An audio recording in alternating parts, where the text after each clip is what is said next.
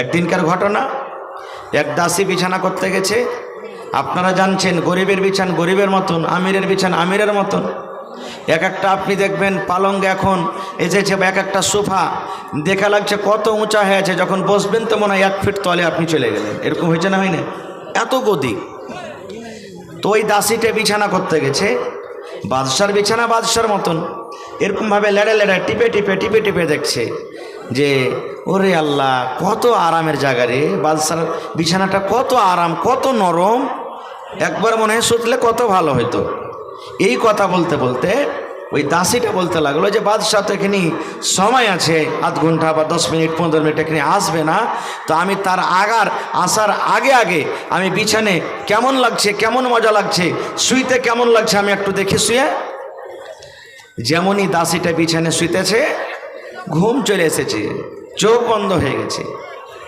আর বাদশাহ এবারে ওর টাইম মতন বিছানে আরাম করার জন্য যদি আসছে, দেখছে তো আর বিছানে কে শুইতে আছে? ভাই কথা বলে, কে শুইতে আছে বিছানে?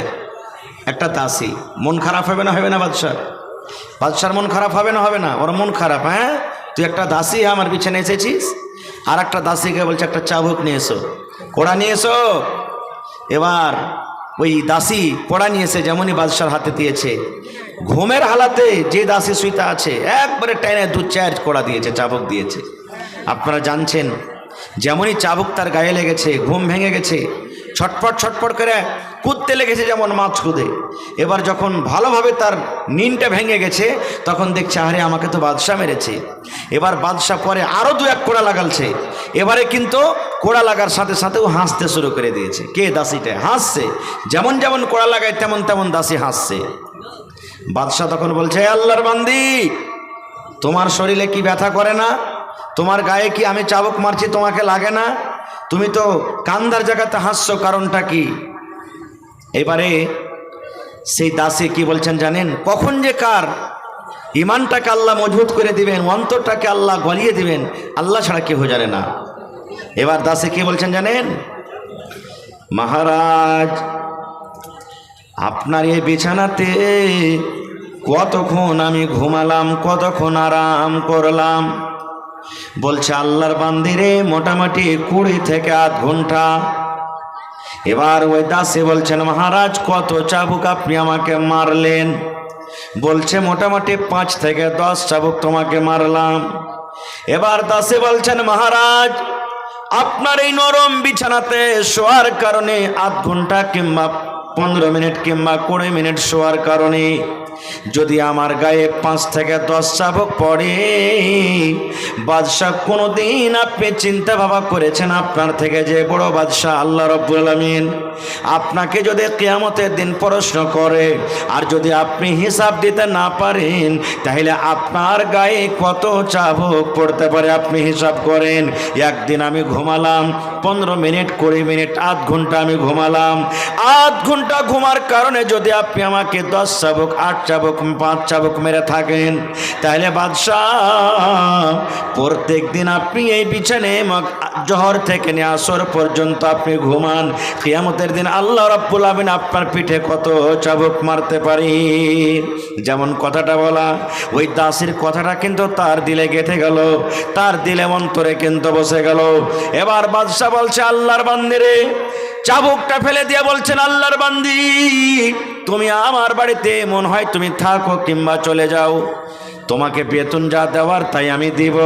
তোমার মন হলে তুমি দাসী হ্যাঁ থাকো, না হলে তুমি বাড়ি চলে যাও। তুমি বেতন মাসে মাসে যেটা পাও বাড়িতে থাকতে গেল তোমাকে দিব। তুমি এরকমভাবে বুঝিয়ে আমাকে আল্লাহ রাব্বুল আমিনের কাছে করে দিবে, আমার মনটা ঘুরিয়ে দিবে, আমি কোনোদিন ভাবতে পারিনি। এই মুসলমান আজকে জালসা শুনতে এসেছেন, নবীর কোন কথা আপনার দিলে গেঁথে যাবে, নবীর কোন কথা আপনার অন্তরে গেঁথে যাবে।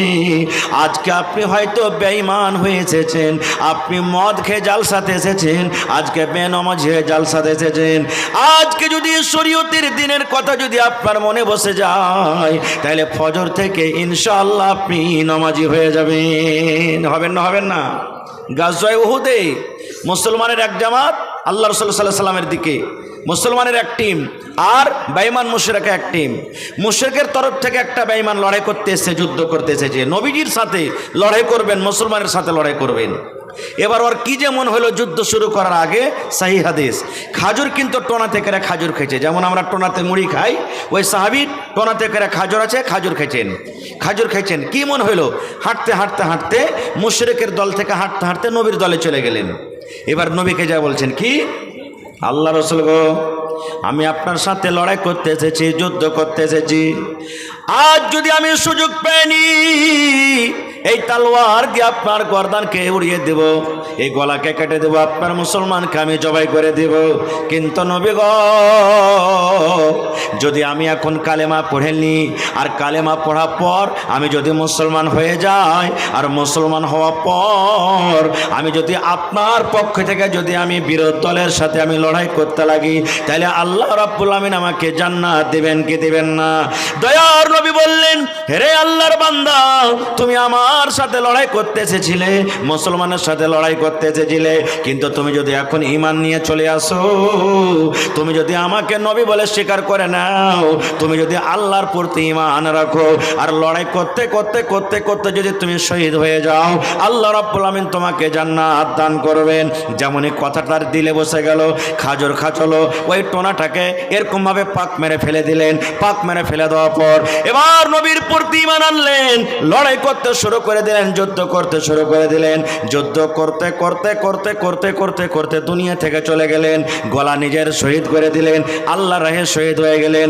আল্লাহ রাসূল বলেছেন, উম্মত, এক টাইমও লোকটা নামাজ পড়িতে পাইনি, মুসলমান হওয়ার পর এক টাইম তারপরে নামাজ আসেনি, এক সময় নামাজ হয়নি।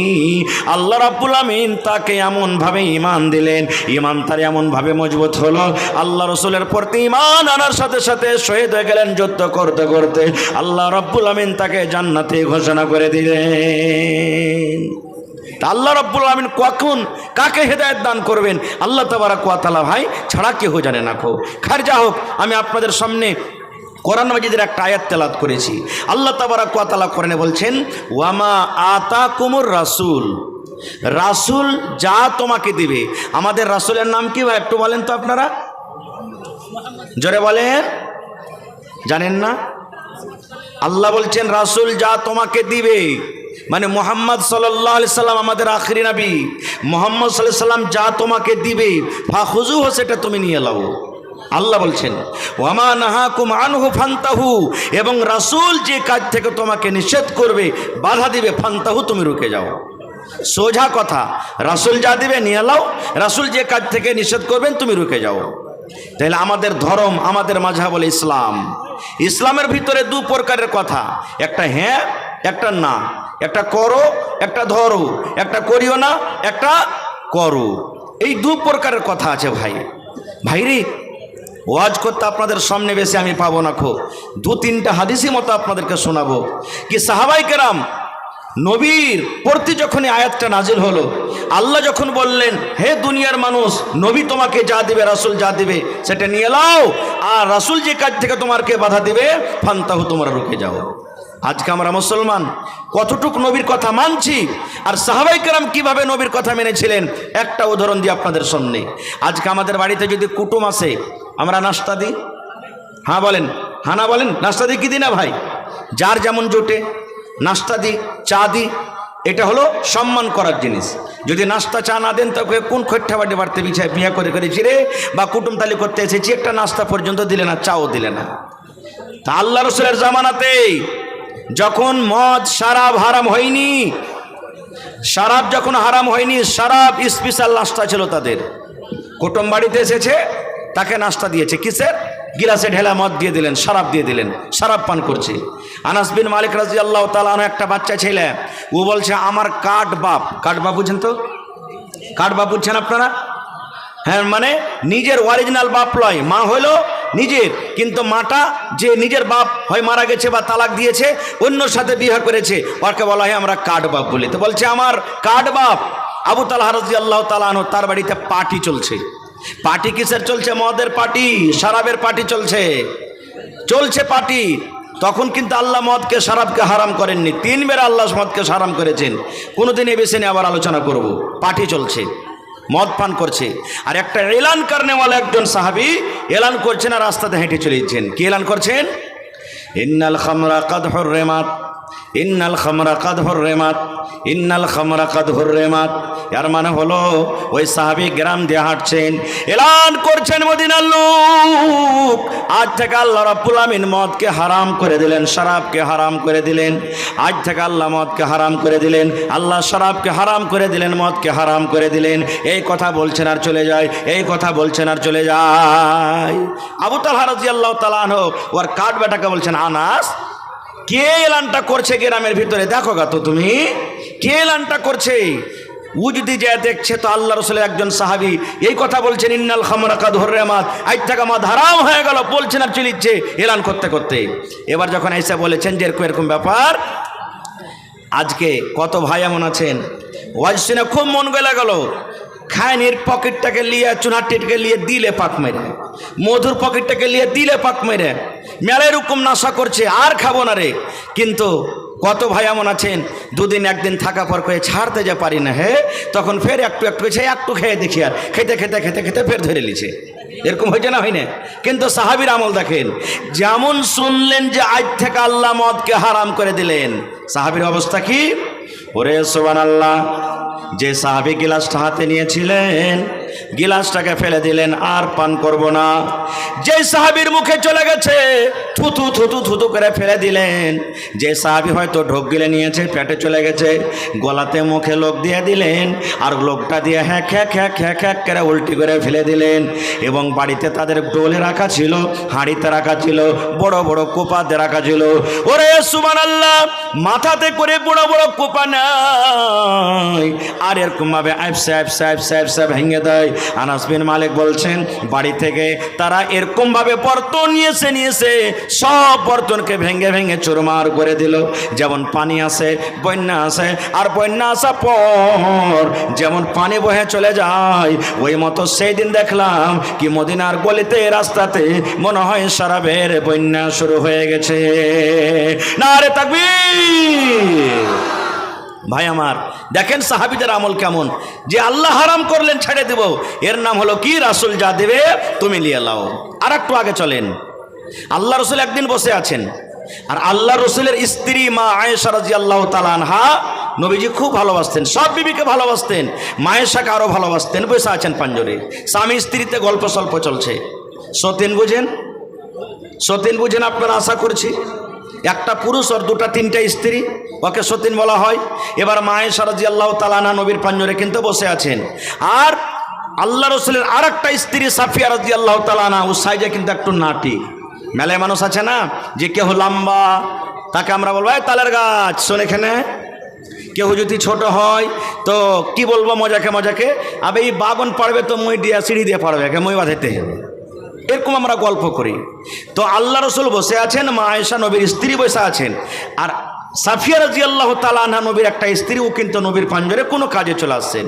তখন মা আয়েশা নবীকে ইশারা করছেন, কি জানেন? দেখেন আমার দিকে, নবীজি এই দেখেন আপনার স্ত্রী সাফিয়া, নাটিকে দেখেন চলে আসছে আপনার পাঞ্জরে, নাটিকে দেখেন, এরকমভাবে ইশারা করছেন।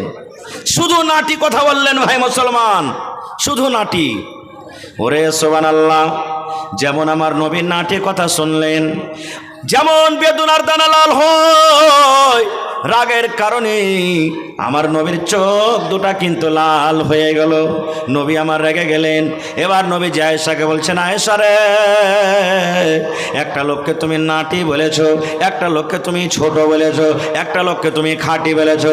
এই আয়েশা, যারা নাটি ওরাও আল্লাহর তৈরি, যারা লম্বা ওরাও আল্লাহর তৈরি, যারা ধরো ওরাও আল্লাহর তৈরি, যারা কালো ওরাও আল্লাহর তৈরি, যারা মোটা ওরাও আল্লাহর তৈরি, যারা পাতলা ওরাও আল্লাহর তৈরি।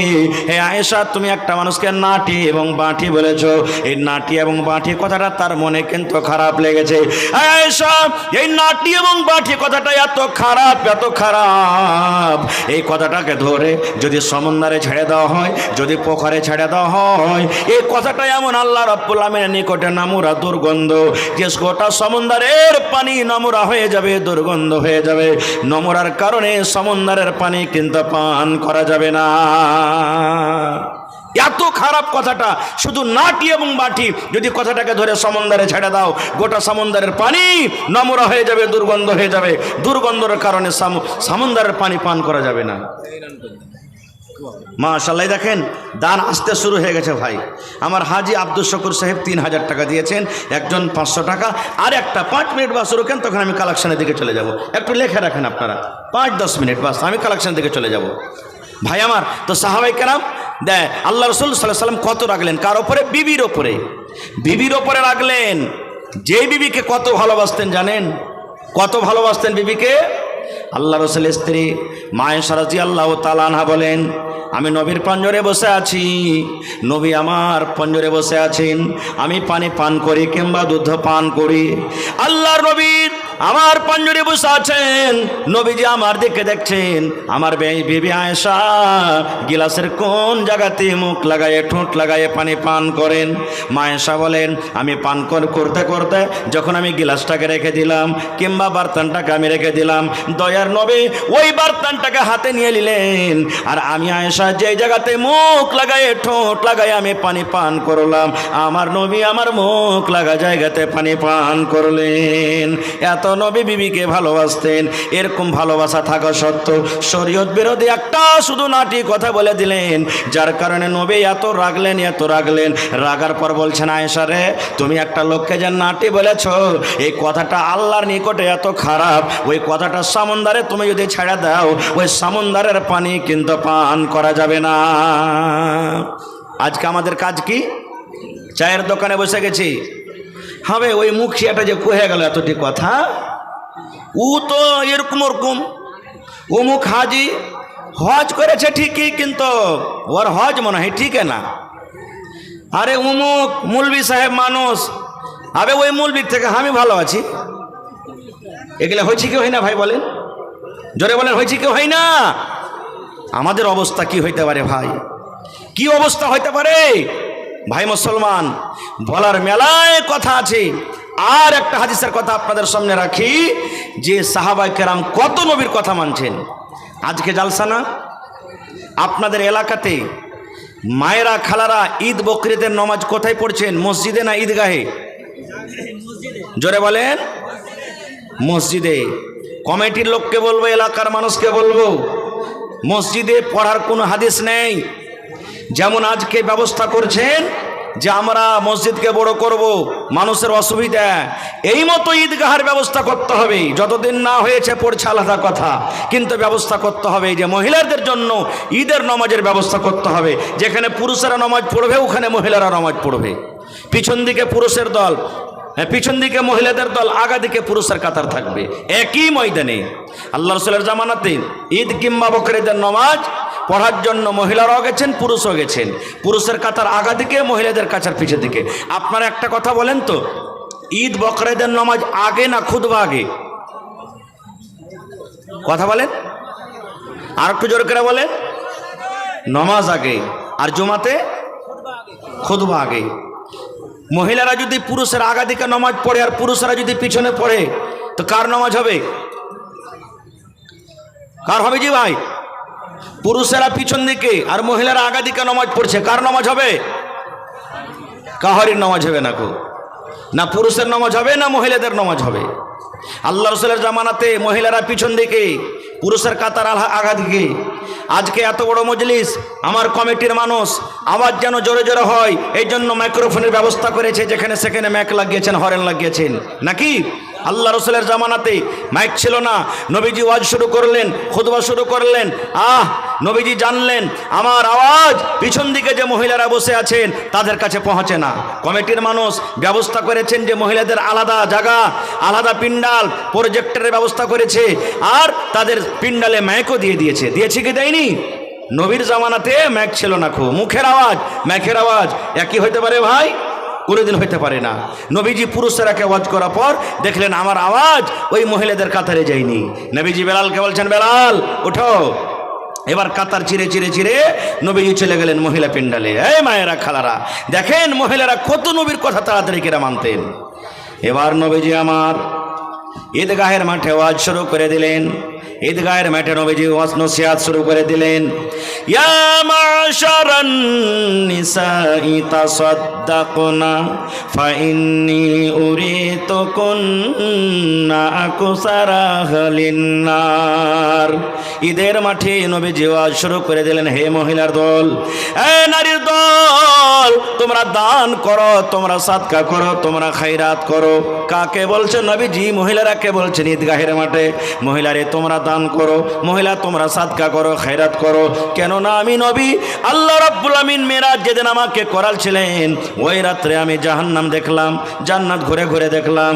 জান্নাত ঘুরে ঘুরে দেখার পর আল্লাহ বললেন, নবী তুমি জাহান্নামটা দেখে এসো। এবার আমি জাহান্নামের ভিতরে গেলাম, জাহান্নামে নজর করলাম, ওরে সুবহানাল্লাহ, শুধু মহিলা আর মহিলা, শুধু নারী আর নারী জাহান্নামে পড়ে হাউমা হাউমা করে চিৎকার করছে। মহিলারা জাহান্নামে পড়ে পড়ে কাঁদছে, আল্লাহ বাঁচাও, আল্লাহ বাঁচাও, মা মরে গেলাম, মা মরে গেলাম, আর সহ্য করতে পারি না আল্লাহ, যে সহ্য করতে পারি না।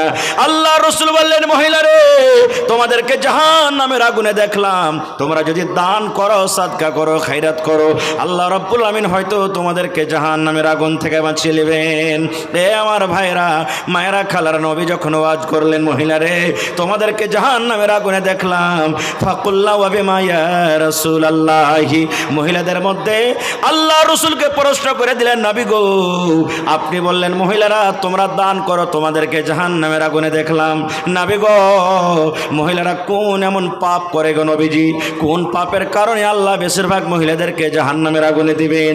কোন গুনার কারণে মহিলাদেরকে জাহান্নামের আগুনে দেখেছেন? দয়ার নবী একটু বলেন তো, মহিলারা কোন এমন পাপ করে, মহিলারা কোন এমন গুনাহ করে, মহিলাদের দ্বারাতে কোন এমন ভুল হয়ে যায় যে ভুলটার কারণে আপনি জাহান্নামের আগুনে বেশি করে জ্বলতে দেখেছেন? এ আমার মায়েরা খালারা শুনি, আল্লাহ রাসূল বলেছেন, মহিলারে মাত্র তোমাদের দ্বারাতে দুটা করে গুনাহ হয়ে যায়। কয়টা গুনাহ? নবী বলেছেন দুটা করে গুনাহ। এই দুটা করে গুনাহ তোমরা বেশি বেশি করে করো, তোমাদের দ্বারাতে দুটা করে গুনাহ বেশি হয়ে যায়, তার কারণে আমি তোমাদেরকে জাহান্নামের আগুনে দেখেছি। আল্লাহ রাসূল বলেছেন, এক নম্বর গুনাহ হলো তুকসিরুন আল্লাহ আনা, যে মহিলারা বেশি বেশি করে লান তান করে। আর দুই নম্বর গুনাহ হলো তাকফুরুন আল-আশীর, তারা নিজের স্বামীর মালের নাশকরি করে। নারে তাকবীর। এক নম্বর গুনাহ মহিলারা কি করে? নিজের স্বামীর নাশকরি করে। স্বামীর নাশকরি কাকে বলেন জানেন? আর দুই নম্বর গুনাহ লানতান। লানতান কাকে বলে? আমার ভাইয়েরাও কিন্তু লানতান করে, মেলায় করে না? 3 দিন 4 দিন 5 দিন যদি ম্যাগ লেগে থেকে যায় খালি, আর যদি গরু ছাগল বাড়িতে থাকে তো কি বলবেন? নাউজুবিল্লাহ সুম্মা নাউজুবিল্লাহ। নিজের কানে শোনা কথা বলছে, কই হবে আল্লাহর কি পেট খারাপ হয়ে গেছে নাকি? হা হা হা। মা খালারা যদি ধান গহাম খালি যদি শুকিয়ে দেয় আর ম্যাগ পানিতে ভিজে যায় তো কবে লিপাটি লাগা ম্যাগ, একদিন হইল না, আজ যেটি ধান কোটা শুকাইতে দিয়েছে তো ম্যাগ এসে ভিজে গেল। এই আমার ভাইয়েরা মায়েরা খালারা শোনেন, এটা হাদিসে কুদসি। আল্লাহ রাব্বুল আলামিন বলেন, দুনিয়ার মানুষরে লা তাসাব্বু তাহার, খবরদার তোমরা জামানাকে গালি দিও না। আল্লাহ বলেন, আনা দাহারুন, আমি জামানা। আল্লাহ বলছেন, দুনিয়ার মানুষ আমার বিনা ওয়াটার একটা গাছের পাতা পর্যন্ত হিলে না, তাই তোমরা যদি মেঘকে গালি দাও আমি আল্লাহকে গালি দেওয়া হলো, রোদকে গালি দাও আমি আল্লাহকে গালি দেওয়া হলো, তোমরা যদি বাতাসকে গালি দাও আমি আল্লাহকে গালি দেওয়া হলো। আল্লাহ বলেন, বান্দা বান্দিরি খবরদার খবরদার তোমরা জামানাকে গালি দিও না। এক নম্বর গুনাহ মা খালারা করে লানতান। 2 নম্বর নবী বলেছেন নিজের স্বামীর মালের নাশকরি করে। স্বামীর মালের নাশকরি কেমন হয়? সহি হাদিস, কোনো গল্প কেসা কাহিনী নয়। রাসূল বলেছেন কেমন করে নাশকরি করে। ধরেন এই ঈদের সময় চলে এলো, বা কুটুম বাড়িতে যাবে, বা ভাইয়ের বিহা লাগবে, দেওয়ারের বিহা লাগবে, আর যদি আমার মায়েরা খালারা বলেন ওর নিজের স্বামীকে, হদলার বাপ কি হয়েছে রে? কইছে যে হারকে যে ভোল্টুর বিহা লাগছে তো এখানটা কাপড় গালা দিবে না জি? কইছে দিব রে দিব। বাজার গেছে এই কাম ও কাম করতে করতে ভাই টাকা শেষ হয়ে গেছে, আর কিন্তু কাপড় কিনতে পাইনি। বাড়িতে এসে ঝোলা টোলা হাঁচড়া হুচড়ে দেখছে তো সব আছে, কিন্তু আর কাপড়ই নেই। বলছে হাজি হদলার বাপ তোমাকে যে আমি কিছু কহে শুনু। বলছে কী রে? কই এখানটা যে তোমাকে শাড়ি আনতে বলে শুনু। বলছে আরে শাড়ি তো আনতে বলেছিলে, কিন্তু টাকা শেষ হয়ে গেছে, লেওয়া হয়নি। তখন কি বলবেন মা খালারা? শিয়াল মুখা কাহেকার, মুখ পোড়ার বাড়িতে এসে জীবনে কোনোদিন সুখ শান্তি পেল না পাবে। হ্যাঁ, এই কাঞ্জুস কিরপিনের বাড়িতে এসে আমি কোনোদিন সুখ শান্তি পেল না। আল্লাহ রাসূল বলেছেন, মহিলা তোমার স্বামী রোদে বাতাসে তোমার জন্য কত কষ্ট করেছে, আর কত রকম তোমাকে খাবার দিয়েছে, একদিন না পাওয়ার কারণে, একটা সামান না পাওয়ার কারণে তুমি সমস্ত নিয়ামতগুলিকে ভুলে গেলে। রাসূল বলেছেন এটা হলো নাশুকরি, এই নাশুকরি করার কারণে তোমাদেরকে জাহান্নামের আগুনে দেখেছি। রাসূল বলছেন দান করো। আপনারা জালসা শুনতে এসেছেন, পকেটে টাকা এনেছেন, আল্লাহ যাকে যেরকম তৌফিক দিয়েছেন, এনেছেন না আনেননি? কিন্তু মানুষ নামাজ পড়তে যা কয়টা টাকা নিয়ে যায়? রাসূল ঈদগাহের মাঠে বলছেন দান করো। হযরত বেলাল বলছেন আমি তলিয়া বিছিয়ে দিলাম, আমি রুমাল বিছিয়ে দিলাম, গামছা বিছিয়ে দিলাম। ওরে সুবহানাল্লাহ, নবীর কথা শুনে মহিলারা দান করতে শুরু করে দিলেন, দান করতে শুরু করলেন। কি দান? হযরত বেলাল বলছেন যার কাছে টাকা ছিল টাকা দিয়ে দিলেন, যার কাছে টাকা নাই আংটি আছে আংটি দিয়ে দিলেন, কেউ কানের খুলে দিয়ে দিলেন, কেউ গলের খুলে দিয়ে দিলেন, কেউ হাতের বালা খুলে দিয়ে দিলেন, কেউ গলার হার দিয়ে দিলেন, কেউ পার পায়াল দিয়ে দিলেন। যার কাছে যা গয়নাগাটি ছিল খুলে খুলে খুলে আল্লাহর নবীর সামনে দান করে দিলেন। নারে তাকবীর। আজকে দেখবো আমার কোন মা খালা এমন আছেন, 10 জন 15 জন মা খালা গলার হার আংটি পান পায়েল খুলে খুলে আল্লাহর ঘরের জন্য দান করবেন। দেখছি আর একটা হাদিস আপনাদের সামনে বলি, সাহাবায়ে কেরাম কেমন করে নবীর কথা মানতেন। আজকে জালসা হয়েছে মসজিদের না মাদ্রাসার? জোরে বলেন ভাই, মসজিদের না মাদ্রাসা? মসজিদ কার ঘর? আরো জোরে বলেন কার ঘর? আল্লাহর ঘর।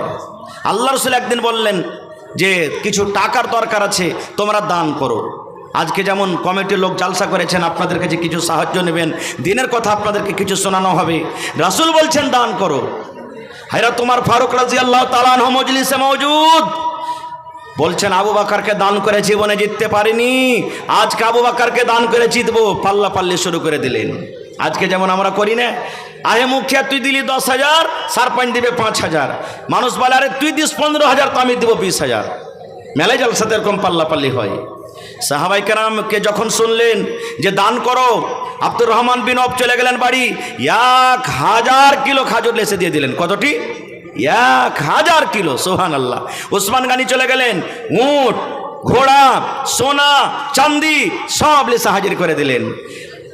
বিভিন্ন রকম সাহাবায়ে কেরাম দান করলেন। উমর ফারুক বলছেন আবু বকরকে দান করে জিততে পারিনি, কারণ আবু বকর গরিব মানুষ, কিন্তু সব থেকে সম্মানীয় লোক, নবীরকে পরে আল্লাহ তাকে মার্তাবা দিয়েছেন। হযরত উমর বলছেন আবু বকরকে দান করে জিতবো। বাড়ি চলে গেলেন, কপি কলম নিয়ে বসলেন। কে? হযরত ওমর ফারুক রাদিয়াল্লাহু তাআলা আনহু। হিসাব করতে করতে যতটি বাড়তে মাল ছিল 2 ভাগ করলেন। কয় ভাগ করলেন ভাই? জোরে বলেন, কয় ভাগ করলেন? 2 ভাগ। 1 ভাগ নবীর দরবারে হাজির করে দিলেন, আর 1 ভাগ নিজের ছেলে মেয়ের জন্য বাড়িতে রাখলেন। আর মনে মনে কি আশা, আজ আবু বকরকে দান করে জিতবো। সমস্ত দান দেখা পর এবার শেষের বেলাতে হযরত আবু বকর রাদিয়াল্লাহু তাআলা আনহু বাড়ি গেলেন। বাড়িতে যাওয়ার পর বিবিকে বলছেন, বিবি রে, আল্লাহর নবীর দরবারে দান শুরু হয়ে গেছে। আমার বন্ধুরা বিভিন্ন রকমের দান করেছে রে বিবি, আমার বাড়িতে কি আছে আমিও দান করব। কি আছে বিবি তুমি একটু দয়া করে বলো তো। এবার ভালোবাসা বিবি বলছেন, স্বামী গো, বাড়িতে ওরকম কিছু নাই গো স্বামী, মাত্র 1.5 কিলো কিংবা 3 কিলো যাও কিংবা যাও এর আটা আছি। 1.5 কিলো কিংবা 3 কিলো যাও কিংবা যাও এর আটা আছে, তাছাড়া বাড়ি তার কিছু নাই। এবার হযরত আবু বকর বিবিকে বলছেন, বিবি রে, আমি না খেয়ে থাকবো, তুমিও না খেয়ে থাকো, ছেলে মেয়েরা না খেয়ে থাকবে। এই আমার বিবি, সুন্দর করে তুমি ওই যাও কিংবা যাওয়ের আটাকে পুঁটলি করে তুমি আমাকে দিয়ে দাও। এবার আবু বকর মনে মনে বলছেন, আল্লাহ আমার সাথীরা তো বড় বড় পুঁটলিতে দান করেছে, কে উট দান করেছে, কে ঘোড়া দান করেছে, কে কি দান করেছি। আর আমি এত বড় সাহাবী সামান্য 2.5 কিলো যাও কিংবা যাওয়ের আটা কেমন করে নিয়ে যাব। হযরত আবু বকর রাদিয়াল্লাহু তাআলা আনহু বুকের সাথে এরকম ভাবে দানটাকে বেঁধে নিলেন আর ওপর থেকে একটা চাদরকে গায়ে দিয়ে নিলেন। এবার হাঁটতে হাঁটতে হাঁটতে হাঁটতে কাউকে জানাবো না, বলবো না, না জানিয়া কিন্তু ঢেরিতে ঢেলে দিলেন। বাস 1 মিনিট আর বলবো আপনাদের সামনে, ঢেলে দিলেন কেউ যাতে জানতে না পারে। 1 মিনিট আর 1 মিনিট ঢেলে দিলেন ঢেরিতে। হযরত ওমর ফারুক বসে আছেন মজলিসে, আজ আবু বকরকে দান করে জিতবো। মালের আধারি দান করেছেন। আর হযরত আবু বকর কি দিলেন? যা ছিল 100 মতন 2.5 কিলো যাও কিংবা যাওয়ের আটা মজলিসে দিয়ে দিলেন। এবার নবীজি আমার বলছেন, ওসমান তুমি কি দিয়েছ? বলছেন, নবী গো আমার বাড়িতে উঁট ছিল, উঁট দিয়েছি, সোনা দিয়েছি, চাঁদি দিয়েছি। আব্দুর রহমান তুমি কি দিয়েছ? খাজুর দিয়েছি। নবী বলছেন, ওমর তুমি কি দিয়েছ? মালের আধা দিয়ে দিয়েছি। এবার নবী আবু বকরকে বলছেন, আবু বকর তুমি কি দিয়েছ? হযরত আবু বকর বলছেন, ইয়া রাসূলুল্লাহ আমি কি দিয়েছি, কি বাড়িতে রেখেছি নবী গো এটা আপনি জিজ্ঞাসা করেন। এবার নবী বলছেন, আবু বকর তুমি কি দিয়েছো আর কি বাড়িতে রেখেছো? হযরত আবু বকর বলছেন, ইয়া রাসূলুল্লাহ আল্লাহ নবী গো আমি আবু বকর আপনার বন্ধু, আপনার শ্বশুর, আপনার দোস্ত, আল্লাহ এবং আল্লাহ রাসূলকে বাড়িতে রেখে আমার বাড়িতে যা ছিল আপনার সামনে আমি হাজির করে দিয়েছি। নবী গো আমার বাড়িতে শুধু আল্লাহ এবং আল্লাহ রাসূল আছেন, এই বাড়িতে ছাড়া আমার বাড়িতে কিছু নাই, আমি সব আল্লাহর রাহে আমি হাজির করে দিয়েছি। এই কথাটা যেমনই বললেন হযরত ওমর ফারুক রাদিয়াল্লাহু তাআলা বলছেন, আয় রব্বুল আমিন বুক ভরা আশা ছিল আজকে আবু বকরকে দান করে জিতবো, কিন্তু আমি আজকে আবু বকরকে দান করে আমি জিততে পারলাম না। আমি অর্ধেক অর্ধেক দান করেছি, অর্ধেক বাড়িতে রেখেছি, অর্ধেক নেকি পেয়েছি। আর আবু বকর পূর্ণ দান করে দিয়েছে, পূর্ণ নেকি পেয়ে গেল। আজকে আমি আবু বকরকে দান করে জিততে পারলাম না। নারে তাকবীর! হয়নি, হবে না, হতে পারে না, আমার নবীর সাথে কারো তুলনা। হয়নি, হবে না, হতে পারে না, আমার নবীর সাথে কারো তুলনা। হায়রে তুলনা তো দূরের কথা, ছায়াও মিলে না। হয়নি, হবে না, হতে পারে না, আমার নবীর সাথে কারো তুলনা। ভাই আমার ইচ্ছে ছিল কিছু বলবো, কিন্তু আমার মাথাতে 2টা কাজ দিয়েছেন কমিটির লোক, কিছু একটু অল্প শোনাবো আর দ্বিতীয় কাজ আপনার কাছ থেকে আমি কিছু নিব। ভাই আজকের জালসাতে দান আসতে শুরু হয়ে গেছে। ভাই রে 10 টাকা, 20 টাকা, 5 টাকা যে যা পারবেন আমি তো নিব, কিন্তু আমি তার আগে একটা আবদার রাখি। আজকের জালসাতে কোনো আল্লাহর বান্দি এরকম আছেন 1 লক্ষ টাকা একটা লোক দিতে পারবেন? একটা লোক 1 কাঠা, 8 কাঠা জমিন দান করতে পারবেন?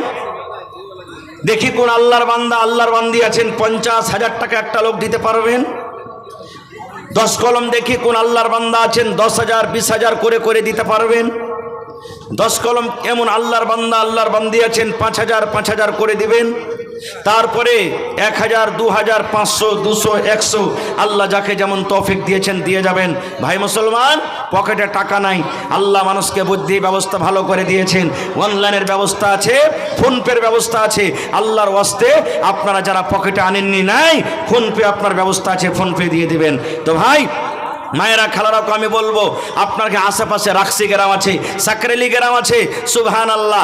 রাকসি গ্রামে 2 জন আমার মা খালা, একজন 8 আনা ওজনের আর একজন 10 আনা ওজনের কানের বালি খুলে দিয়ে দিয়েছেন।